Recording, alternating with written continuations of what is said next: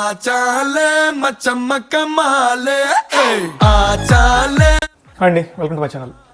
ఈ మధ్యకాలంలో ఒక తమిళ సినిమా చూశానండి, టూరిస్ట్ ఫ్యామిలీ. దీన్ని తీసింది డైరెక్టర్ వచ్చేసి అభిశాంత్ జీవింత్, ప్లస్ ఇది $1 మిలియన్ స్టూడియోస్ వాళ్ళ ప్రొడక్షన్, ప్లస్ ఎంఆర్పీ ఎంటర్టైన్మెంట్స్ ఇద్దరు కలిసి సంయుక్తంగా తీశారు. సో ఈ చిత్రానికి మ్యూజిక్ డైరెక్టర్ వచ్చేసి షాన్ రోల్డన్.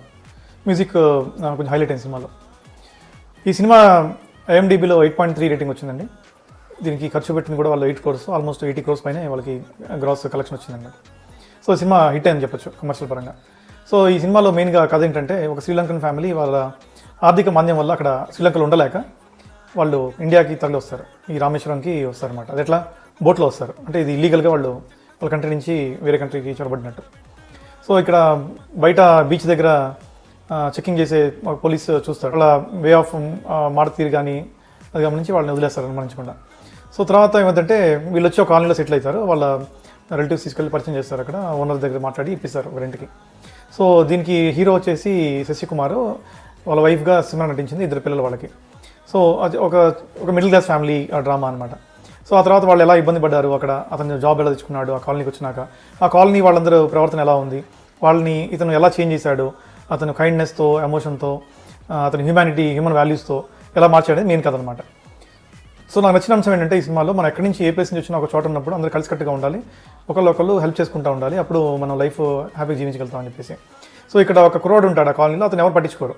సో అతను పలకరిస్తాడు, ఎందుకంటే అతని బాధ, వాళ్ళమ్మ చచ్చిపోయేసరికి ఎంతో సేవలు చేశాడు, వాళ్ళమ్మ అడుగుతుంది ఒకరోజు ఎవరు అని చెప్పి సేవలు చేసినప్పుడు, తర్వాత చచ్చిపోయిద్దామా. సో అబ్బాయి బాధపడుతూ ఉంటే డిప్రెస్ అవుతాడు అనమాట. అతను ఎవరు పట్టించుకోరు, తాగి వస్తున్నాడని చెప్పేసి అందరూ అతని బ్యాడ్గా ట్రీట్ చేస్తూ ఉంటారు. సో ఇంకొకళ్ళు వచ్చేసి వైఫ్ అండ్ హస్బెండ్ ఉంటారు, పిల్లలు లేరు వాళ్ళకి. సో ఒకరోజు ఆమె చనిపోయింది వైఫ్. సో అతను బాధపడుతుంటాడు, ఎవరు లేరు నాకు అని చెప్పేసి. సో అతనికి అందరినీ వెళ్ళి ఇన్ఫార్మ్ చేసి వాళ్ళందరినీ వెళ్దాం పదండి లాస్ట్ ఫ్యూనరల్లో మనం పార్టిసిపేట్ చేయాలని కన్విన్స్ చేసి ఆ కాలనీ వాళ్ళందరినీ తీసుకెళ్ళి జరిపిస్తాడు. అతను హ్యాపీ ఫీల్ అవుతాడు. అట్లా హ్యూమన్ రిలేషన్స్, కైండ్నెస్, వామ్త్ బాగా చూపించారు. బట్ అన్ఫార్చునేట్గా ఈ సినిమాలో ఆ డ్రామా అంటారు కదా, ఆ డ్రామాలో డెప్త్ లేదు. అంటే ఎవరైతే కొంచెం ఫాస్ట్గా ఉండాలి అనుకునే వాళ్ళకి సినిమా కొంచెం డిసప్పాయింట్ అవుతారు, డెఫినెట్ డౌట్ లేదు.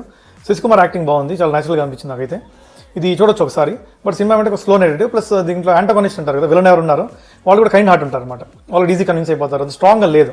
ఇక్కడ ఫస్ట్లో మనకు పోలీస్ ఆఫీసర్ని బ్యాడ్గా చూపించారు, ఇతను చాలా పవర్ఫుల్, ఇతను వీళ్ళు తీసుకెళ్ళి పట్టుకొని జైల్లో పెడతాడు, ఎందుకంటే ఆ బ్లాస్టిక్ వీళ్ళకి సంబంధం అని చెప్పేసి. కానీ జరగల.